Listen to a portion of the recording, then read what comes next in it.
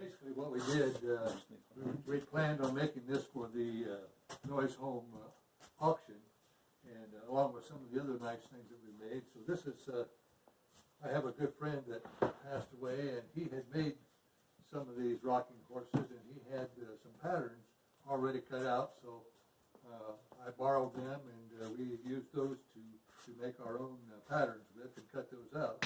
And what we're trying to do is just come up with a very stable, nice looking outfit for the Noise Home, and for the kids and for whoever buys it, that will have a structure that's going to be very, very nice.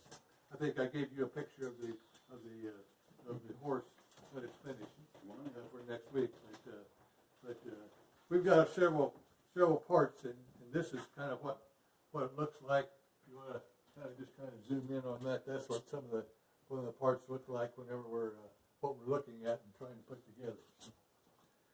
Go ahead, Bill. Okay, again, we're going to use 3 different types of wood for this little rocking horse. The legs and the body is going to be out of cherry, and the legs and the body are multiple pieces laminated together. So each of the legs basically have a double thickness. And the way we do this is we attach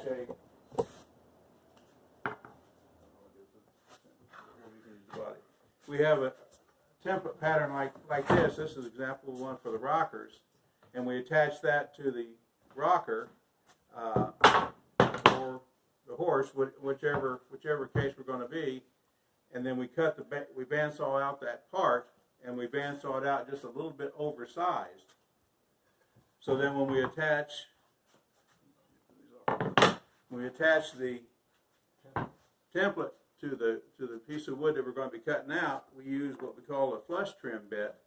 It's basically a straight cutting bit that has ball bearings, and the ball bearings ride along the template, and the cutter then cuts out the piece of wood. The excess is sticking out, and it makes the piece that we need to cut, that we're cutting, the exact same size and shape as the template. And by doing that, the legs then come out, identical. So when we glue them together, we have the thickness we needed. We didn't have any wood that was as thick as we needed, so we had to use 2 pieces of 3/4 inch, because we needed 1.5 inches thickness. So once we get all the pieces cut out, now we can go ahead and put those on. Okay, we'll have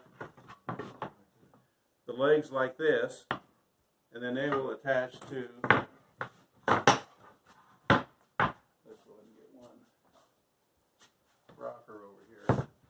And I might mention again that the mane and the tail will be out of this spalted maple. The legs and the body of the horse is going to be cherry, and the parts for the saddle are going to be walnut. So this kind of gives you an idea of how these will be attached like that. This is what it's going to look like.